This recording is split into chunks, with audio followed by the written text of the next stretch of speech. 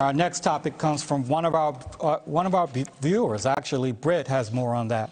Yes, Grover, thank you so much. Candidates, I have our first viewer question for you. And just so you know, we use this as a jumping off point to then craft our own question for you. So here is Douglas Tyler out of Hayes County with his question. Douglas.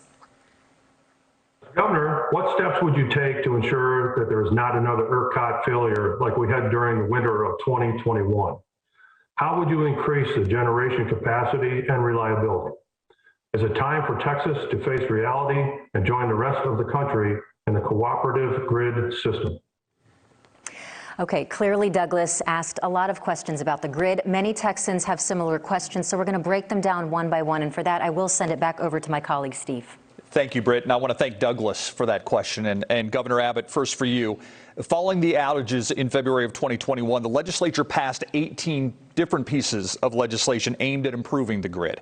An energy expert, Ed Hers from the University of Houston, said last month, quote, "No question the grid's better than it was at this time last year. The governor says it's never been more reliable. But if you're getting up off the floor, any kind of movement is better than what it was," end quote. Governor Abbott, what do you make of that assessment of the state grid? Are you confident in its reliability? You have 60 seconds. Very confident. In fact, I even guaranteed the power would stay on before we faced that winter afterwards. When Beto was campaigning saying that the grid was going to fail in the winter and summer, his campaign hopes fell apart because the laws that I signed did secure the grid. Ever since I signed those reform laws, no Texan has lost power because of the Texas power grid. And know this, Steve, and that is this summer we set 11 new all-time records for heat. Time and again, the power grid was able to keep up, and it's because of the reforms we were able to make.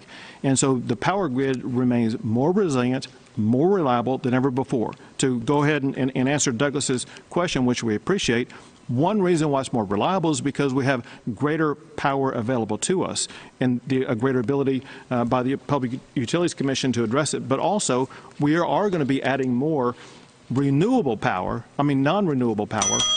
such as natural gas, to make sure that the power stays on. Thank you, Governor. Mr. O'Rourke, same question. You know, there hasn't been any major issues with the grid, with outages since the winter of 2021. What do you make of the changes that Governor Abbott and the legislature put in to make the grid more reliable? They say more reliable. What would you do differently? You have 60 seconds.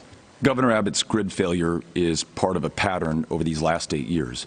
Warned about, for example, school violence and gun violence specifically against children, does nothing. Warned about problems within Child Protective Services, our foster care program, does nothing, and it gets worse. Warned before February 2021 that we had problems in the grid, he did nothing. When the blackout started, he ordered the price of electricity pegged at its highest allowable rate. Gas started trading at 200 times what it had sold for the day before.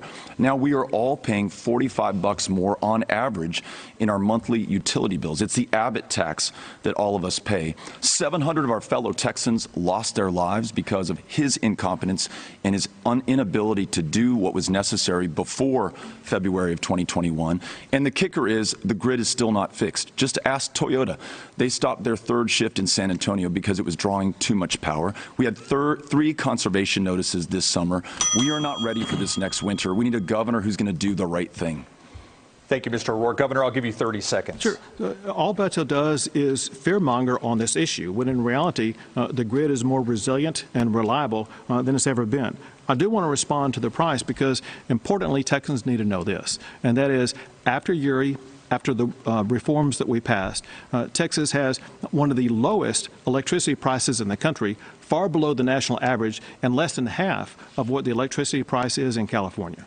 Thank you, Governor. It's one of the fastest growing costs in the state of Texas. And when you look at our higher energy bills, our higher property taxes, $20 billion more under Greg Abbott, you see that he's the largest driver of inflation in the state of Texas right now. I'll give you 15 seconds, Governor. Sure. So he just makes this stuff up because, that's all fact. Again, the reality is the electricity cost in Texas remains one of the lowest in the entire United States of America and far lower than the national average. Ask the people who are paying it. Thank you, gentlemen. Thank you for watching. Go to newsnationnow.com to find News Nation on your television provider. And don't forget to click the red subscribe button below to get more of News Nation's fact-driven, unbiased coverage.